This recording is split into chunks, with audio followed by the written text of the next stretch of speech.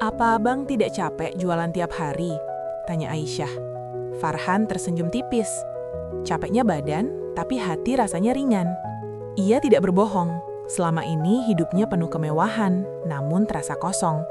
Justru di balik gerobak sederhana itulah ia merasakan kedamaian. Es buah dan cinta. Pertemuan di sore Ramadan. Ramadan datang membawa suasana yang berbeda di kota itu. Lampu-lampu hias mulai menyala menjelang maghrib dan aroma takjil memenuhi udara. Di sudut jalan dekat masjid besar, seorang pria muda bernama Farhan berdiri di balik gerobak es buah sederhana. Tak ada yang tahu, Farhan sebenarnya adalah pewaris perusahaan besar yang sengaja menyamar untuk merasakan hidup yang lebih sederhana di bulan suci. Dengan peci putih dan baju koko polos, ia melayani pembeli dengan ramah. Tangan yang biasanya menandatangani kontrak jutaan rupiah, kini sibuk memotong semangka dan melon. Hatinya terasa lebih damai. Menjelang waktu berbuka, seorang gadis cantik berhijab biru muda menghampiri gerobaknya. Wajahnya lembut, senyumnya hangat. Namanya Aisyah, seorang guru mengaji di sekitar masjid itu. "Bang, 1 es buah ya, tapi nanti saya bayar setelah azan, boleh?" katanya pelan. Farhan tersenyum. "Tentu saja, Mbak. Bahkan kalau tidak bayar pun tidak apa-apa. Anggap saja sedekah Ramadan." Aisyah tertawa kecil. "Tidak boleh begitu. Rezeki harus halal dan jelas." Jawaban itu membuat Farhan terkesam. Ketika azan maghrib berkumandang, Aisyah kembali menghampirinya. "Bang, kalau tidak keberatan, berbuka bareng di serambi masjid. Kasian lihat abang sendirian." Ajakan sederhana itu membuat hati Farhan bergetar. Ia tak menyangka, di balik penyamarannya, justru ia menemukan seseorang yang tulus. Dan dari situlah kisah mereka dimulai. Berbuka yang penuh kehangatan. Serambi masjid sore itu dipenuhi jamaah yang duduk berjejer dengan takjil sederhana di depan mereka. Farhan duduk tak jauh dari Aisyah. Di antara kurma dan air putih, mereka berbincang ringan.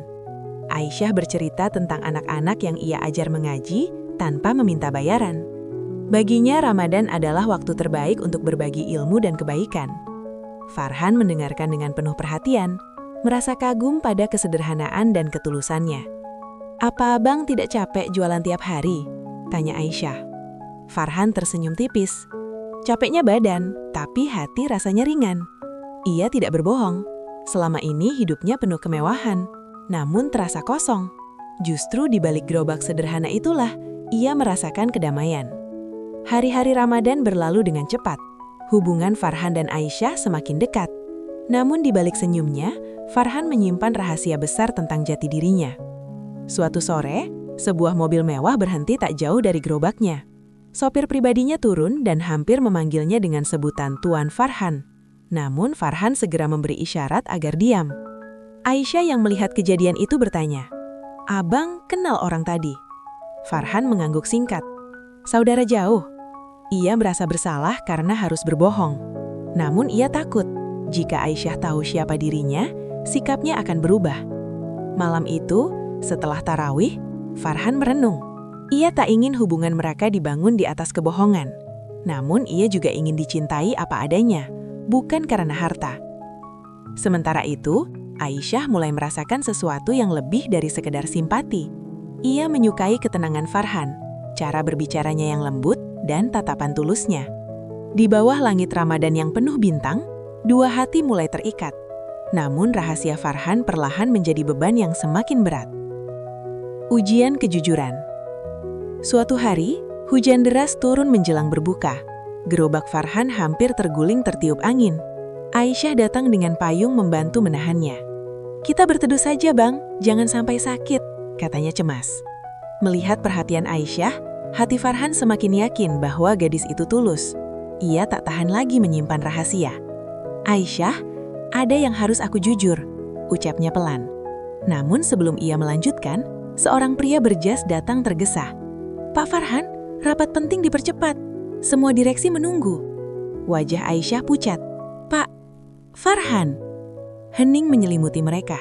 Rahasia itu akhirnya terbuka dengan cara yang tak terduga. Farhan menunduk. "Maafkan aku memang bukan penjual es buah biasa." Aisyah terdiam, mencoba memahami kenyataan. Hatinya campur aduk antara kecewa dan bingung. Hujan turun semakin deras, seakan menggambarkan perasaan mereka yang tak menentu. Luka dan keikhlasan. Sejak kejadian itu, Aisyah tak lagi datang membeli es buah. Farhan tetap berjualan, meski kini semua orang tahu siapa dirinya. Ia merasa kehilangan, bukan karena penyamarannya terbongkar, tapi karena senyum Aisyah tak lagi ia lihat. Beberapa hari kemudian, Farhan memberanikan diri mendatangi rumah sederhana Aisyah. "Aku menyamar bukan untuk mempermainkanmu," katanya tulus. "Aku hanya ingin dicintai tanpa melihat hartaku." Aisyah menatapnya dengan mata berkaca-kaca. "Aku tidak marah karena abang kaya. Aku sedih karena abang tidak percaya padaku sejak awal." Kata-kata itu menusuk hati Farhan. "Aku salah," bisiknya. Dalam suasana penuh haru, mereka belajar bahwa cinta membutuhkan kejujuran dan kepercayaan. Kesempatan kedua. Ramadan tinggal beberapa hari lagi. Farhan memutuskan tetap berjualan es buah hingga akhir bulan sebagai bentuk komitmennya pada niat awalnya. Suatu sore, Aisyah kembali datang. Kali ini dengan senyum yang lebih tenang. "1 es buah, Bang," katanya lembut. Farhan tersenyum lebar. "Gratis untuk calon teman hidup?" Aisyah tersipu. "Jangan bercanda." Mereka kembali berbuka bersama, namun kini tanpa rahasia. Hati mereka terasa lebih ringan. Aisyah melihat sisi ketulusan Farhan yang tetap memilih kesederhanaan meski ia mampu hidup mewah. Dan Farhan belajar bahwa cinta sejati lahir dari kejujuran. Doa di malam Lailatul Qadar.